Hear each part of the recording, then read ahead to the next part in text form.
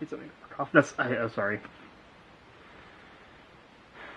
It's hard for me to just talk and like. Did you say you needed coffee? Huh? Did you say you needed coffee? No, I don't need a coffee. I was gonna say I could make you some No, coffee. it's not that.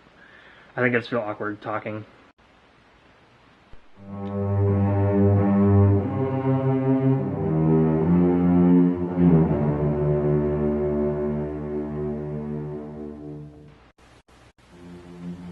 I am currently enrolled in Cabrillo College, working towards an English transfer degree. And to what that means to me, I have no idea yet. Well, I have an idea. It's either I want to. I thought originally it was to write screenplays. Took a couple of those.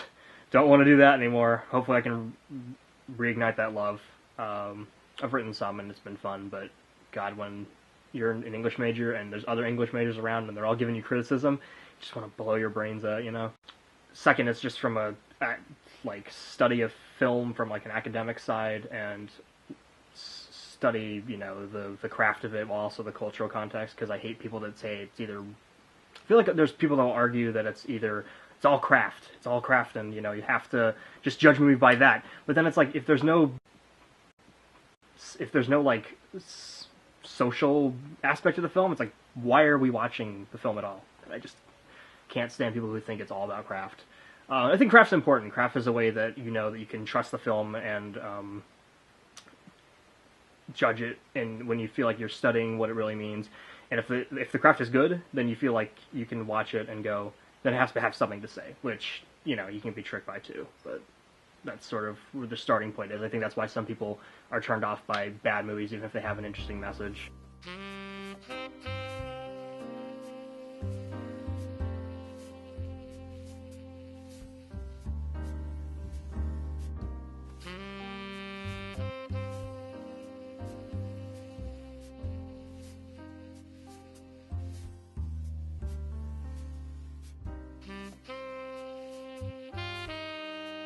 Hi Freeze, I'm Batman. Wait, no, that's not that. That's not Black Panther. Hi Freeze, I'm Black Panther.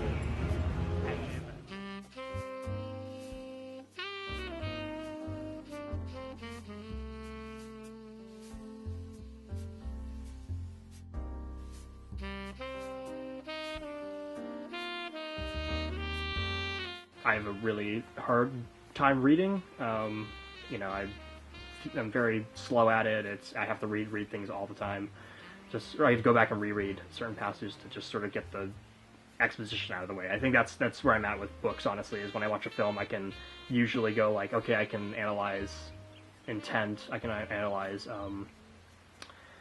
choices being made in the film and how it affects the viewer's experience. But in terms of when I read books, I'm sort of at a level where I just read it and try to absorb everything that I can, and then I reflect on it later. And that's the best place to start. Just say action or something. Action. To get me going. This is the most embarrassing thing in my room, and this what people tell me is the most embarrassing thing in my room. I don't know why, but that's what they say. So this is the collection, the most important thing in my life. I'm sorry, I can't do that. I can't say that because I know it's kind of true, and it's really sad. But I think around in high school I was getting a little crazy, and that's why I got so big. I've cut down now. I don't have to buy every single thing I saw in the theater. Especially this year, since I'm probably going to cut down on what I'm seeing in the theater. After Black Panther, I decided no more Marvel. After Infinity War, of course.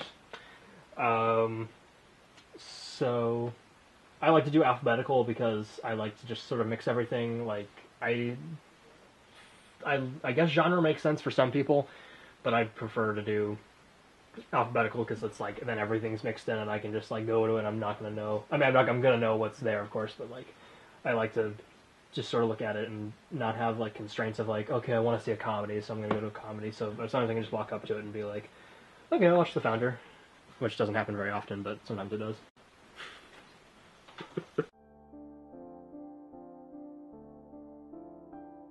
Every year I say, no more Marvel, no more big budget action films in the theater, like, because I'm just so bored with all of them. I mean, unless it's Transformers and it's just fascinatingly bad, it just doesn't even feel like they're worth seeing anymore.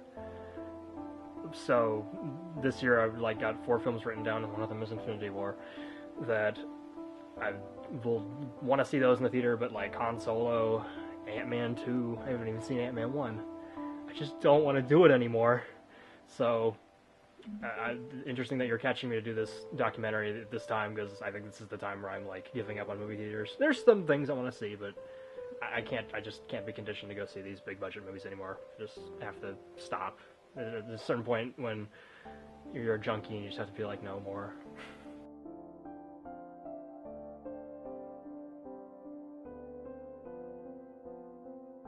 What is your favorite film franchise and why is it Transformers? It's funny that you should ask that, just because I'm working on my review for the first film right now, the first Bay film, and, you know, I spend a lot of time thinking about those movies, and you could wonder that you could ask or think that I'm wasting my time, and I am, but there's something fascinating to me just about the whole phenomenon itself, and, like, these films that nobody seems to really like, and yet we keep making them, and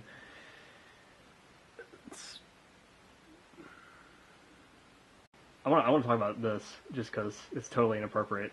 But for anyone who's a Room fan out there, I have a family member who is sort of going through something similar to what happens in The Room, which is, about a guy who thought a girl loved him, and then it turned out he was manipulating him and betrays him. What's interesting is I have a family member who's going through something sort of like that. It's just The Room is so incompetent and inept that you can't take it seriously, and it's just funny. And the way it's executed is actually incredibly sexist regardless. So for any fans of The Room out there is truth in what So has to say. It just executes in such a terrible way that we all enjoy laughing at it. And that's sort of the interesting thing about why I'm obsessed with Michael Bay, too. And those, primarily the Transformers films, is that they have their own technical merits, but it's at the same time there's a lot of just like sloppiness to them. And there's also, he's obsessed with, like, his own political views and while not making them too overt, and it really is something that you can just study and watch and go, why does he make these movies? Why has he made these 5 films when he doesn't seem very interested in Transformers, but he's interested in all these other aspects of the films that he inserts into them? It's just a strange phenomenon, and that's how I like to... What's weird is I feel like I watch films, sometimes I study the filmmaker, not by looking at their work and wondering, like, why do they make the choices that they make? Why do they do what they do? Why would they make a film at all to try and explain this stuff? And I think that's why I'm so attracted to the medium in the first place. It's just fun to be able to have a discussion, just you and the film, like not even discussing the film with someone else, but it feels like when you're watching a film, you could be having a discussion with it. Like, why do you think this? Why do it this way? And I think that stuff's interesting. So that's all. That all came from just, what do you tell us about yourself, and that's sort of my life is. Were you ever bullied because of your passion for movies?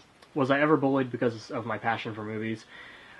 I feel like my parents made a bigger deal out of it than like they should have, or that I needed to. Like, my parents thought I was not getting like horribly bullied. Like, I never got physically bullied. Me and my brother would, fight here and there, but that's just us. But, at school, no, I can't. It's... People teased me. I was the weird kid, that's the thing, but it was like a cartoon. My elementary school life felt like a cartoon because I was like the weird kid that like was the punchline weird kid. But I never hated it for that. There were kids that like gave me problems, but never about my movie or like geekiness with like Star Wars or something like that. It was more just like, oh, Greg's this like weird kid that likes Star Wars and likes did not like Transformers yet. That's the thing. I thought Shia LaBeouf was the girl. When I was a kid, I was very confused about who was who in Transformers. But I sort of like accepted it, like I was the comic relief character in my school. See, I just perceived the world like this. I'm nuts. So it wasn't really bullying. It was more just like, haha, Greg, you watch those like weird Japanese cartoons, right? I'm like, yeah, I do. And then they'd ask me a question, and then they're like, ha ha ha, yeah. And then I don't know, it was just that. It wasn't like nobody waited for me outside of the.